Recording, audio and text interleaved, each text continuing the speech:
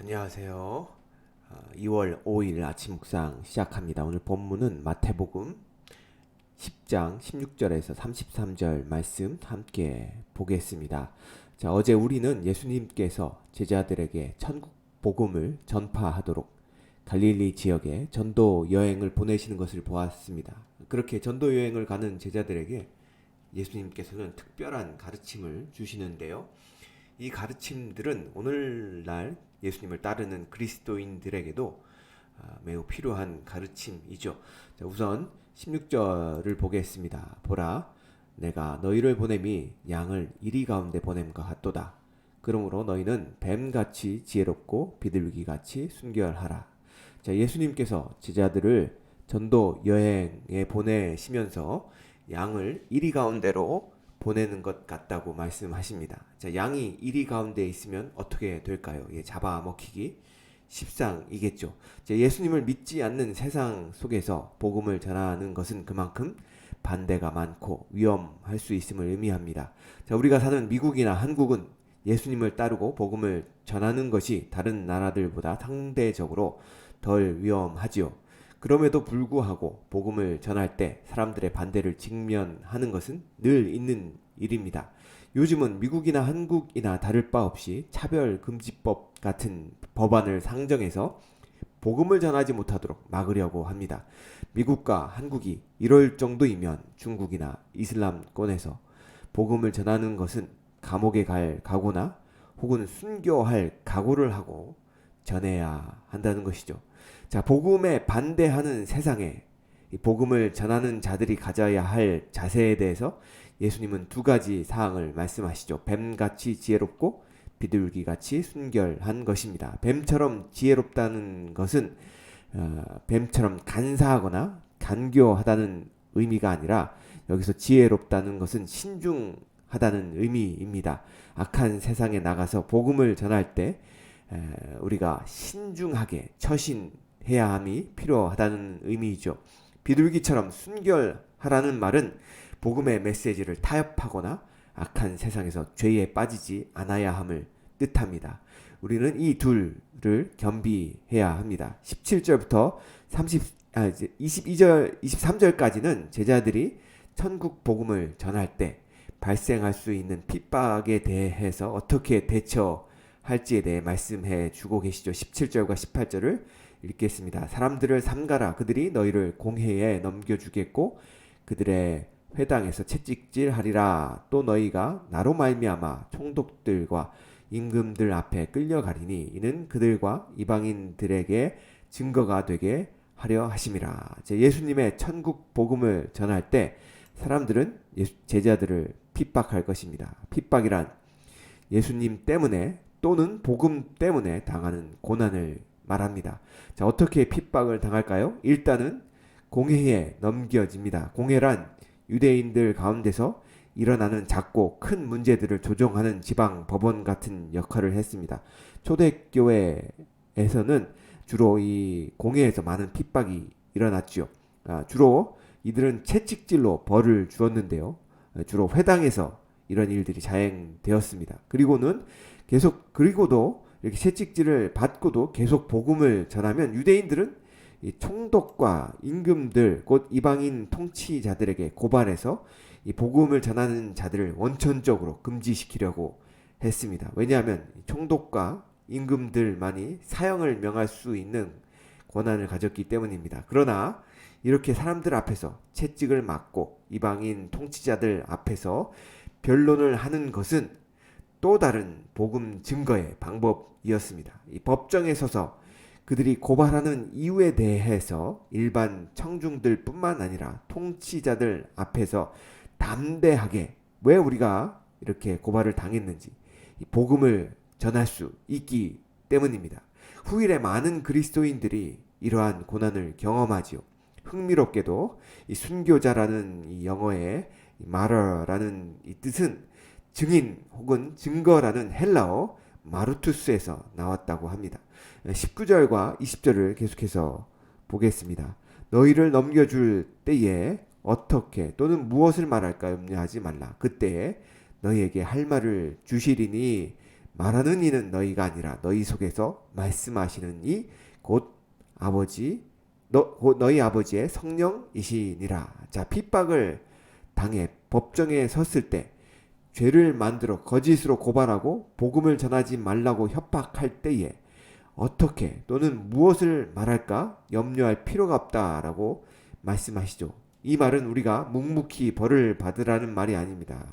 그들이 우리가 전한 복음에 대해서 시비를 걸고 고소를 할 때 우리 안에 계신 성령님께서 상황에 맞게 변증하시고 효과적으로 복음이 전해지도록 하실 것입니다. 감사한 것은 그렇게 우리가 복음으로 인해 핍박을 당할 때에 성령께서 우리와 함께 하신다는 것이죠. 우리 주님은 복음을 전하는 우리와 세상 끝날까지 함께 하시겠다고 약속하셨습니다. 그 말은 우리가 감옥에 있든 길거리에서 사람들에게 핍박을 받든 언제 어디서나 우리 주님이 우리와 함께 계신다는 말씀입니다. 따라서 우리가 핍박 속에 있을 때에 할 일은 우리와 함께 계시는 주님을 믿음의 눈으로 바라보는 것입니다. 자, 예수님 때문에 받는 핍박은 가족 간에도 발생합니다. 21절을 보겠습니다. 장차 형제가 형제를 아버지가 자식을 죽는 데 내어주며 자식들이 부모를 대적하여 죽게 하리라. 자, 지금도 그렇지만 종교적 사회에서는 그 종교적 사회를 지배하는 특정 종교 이외의 다른 것들에 대해서는 심각하게 반대하는 모습을 볼 수가 있습니다. 이슬람권과 힌두교권에서는 개종한 자신들의 자녀를 살해야 하는 부모의 모습이나 또는 그 부모를 고발하는 자녀의 모습, 또 형제를 또 죽음에 내모는 그러한 모습을 우리는 심산찮게 볼 수가 있습니다. 이러한 종교가 지배하는 사회 속에 민족주의가 결합이 되면 그 밖에는 상상을 초월하게 되죠.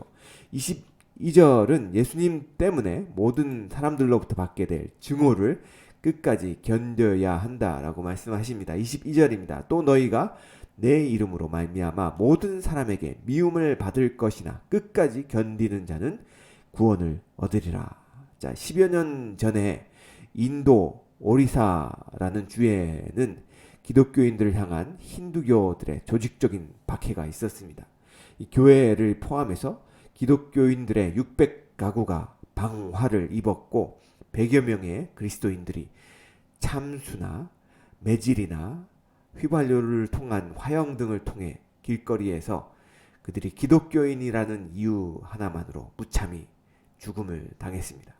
지금도 유튜브를 검색해서 보면 당시에 몽둥이로 처참히 매질을 당해 죽어가는 그리스도인들의 모습이 나옵니다. 오리사주의 상황은 현재에도 크게 달라지지 않았다고 합니다. 20세기 동안에 순교한 그리스도인들의 숫자는 모든 세계를 합친 순교자의 숫자보다 많다고 합니다. 우리가 민주주의를 지지하는 이유는 민주주의를 통해서 종교의 자유를 가질 수 있기 때문입니다. 종교의 자유가 없다면 예수님의 복음을 듣고 선택할 기회조차도 얻을 수 없기 때문입니다. 24절부터 33절은 그리스도인들이 예수님 때문에 핍박당할 때 두려워하지 말 것에 대해서 말씀하고 계시죠. 24절부터 25절을 읽겠습니다. 제자가 그 선생보다 또는 종이 그 상전보다 높지 못하나니 제자가 그 선생 같고 종이 그 상전 같으면 조카도다. 집주인을 바알세불이라고 하였거든 하물며 그 집 사람들이라. 자, 유대 종교 지도자들은 예수님을 향해 바알세불 곧 사단을 의지해서 귀신을 내어 쫓는다고 말했죠. 그렇게 집주인 곧 예수님도 바알세불이라고 불렀다면 하물며 그 집에 사는 사람들 곧 그리스도인들을 향한 모욕은 오죽하겠느냐라는 말씀입니다. 26절부터 27절의 말씀은 제자들이 두려워하지 말고 공개적으로 당당하게 복음을 전하라고 말씀하십니다. 26절, 27절을 우리가 보겠습니다. 그런즉 그들을 두려워하지 말라. 감추인 것이 드러나지 않을 것이 없고 숨은 것이 알려지지 않을 것이 없느니라. 내가 너희에게 어두운 데서 이르는 것을 광명한 데서 말하며 너희가 귓속말로 듣는 것을 집 위에서 전파하라. 자, 모든 것은 결국 드러나게 되어 있고 알려지게 되어 있습니다. 마지막 날에는 불의한 자의 모든 불의도 알려지고 착한 자의 모든 선행도 알려질 것입니다. 그러므로 복음을 전하는 그리스도인들은 이러한 종말론적인 신앙을 가지고 담대하게 복음을 전파해야 합니다. 자, 28절은 우리가 누구를 두려워해야 할지 말씀해 주십니다. 28절입니다. 몸은 죽여도 영혼은 능히 죽이지 못하는 자들을 두려워하지 말고 오직 몸과 영혼을 능히 지옥에 멸하실 수 있는 이를 두려워하라. 우리가 이 땅에서의 삶만 생각한다면 예수님 때문에 핍박을 당할 필요가 없을 것입니다. 그러나 우리는 이 땅에서의 삶뿐만 아니라 영생을 주관하시는 하나님을 바라보고 그 하나님만을 두려워해야 합니다. 29절부터 30절에는 그 하나님께서 그리스도인들을 어떻게 돌보시는지 말씀해 주십니다. 29절과 30절을 읽겠습니다. 참새 두 마리가 한 아사리온에 팔리지 않느냐. 그러나 너희 아버지께서 허락하지 아니하시면 그 하나도 땅에 떨어지지 아니하리라. 너희에게는 머리털까지 다 세신 바 되었나니. 자, 예수님 당시에 참새는 시장에서 가장 흔하게 팔리는 고기였습니다. 자, 여기에 보면 아사리온이라는 그 화폐 단위가 나오는데요. 이 아사리온은 가장 낮은 화폐 단위였다고 합니다.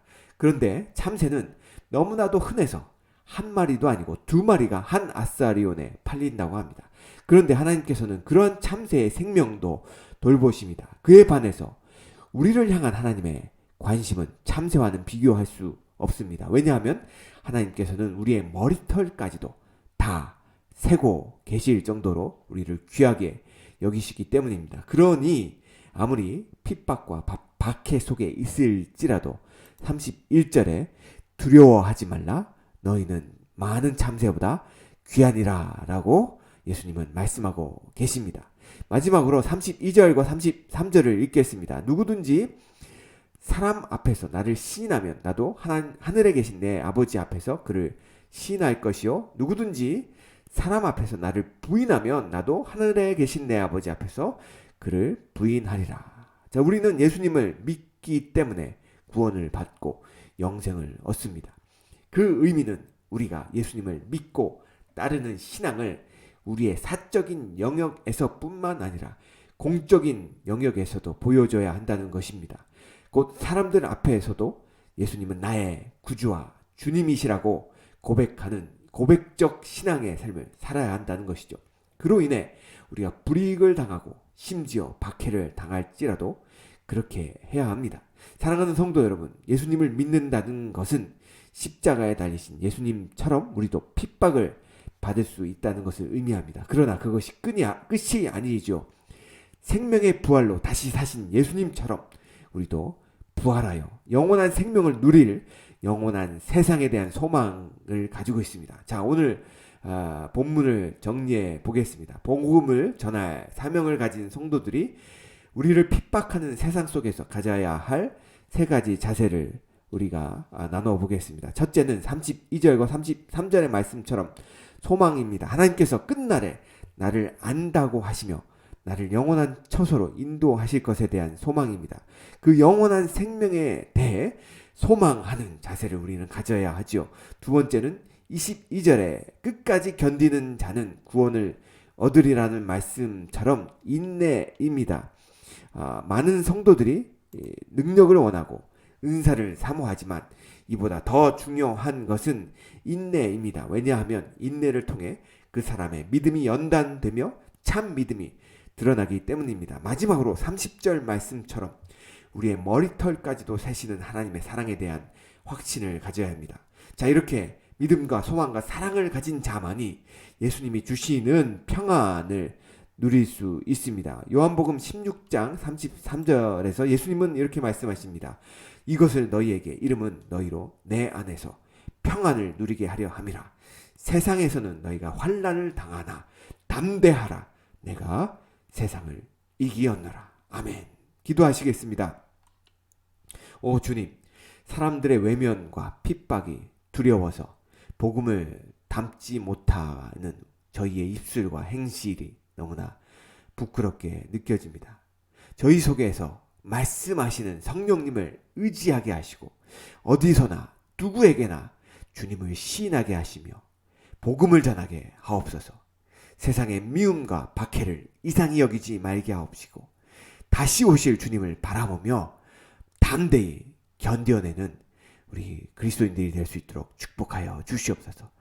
그렇게 행하실 주님을 찬양하며 예수님의 이름으로 간절히 기도하였습니다. 아멘.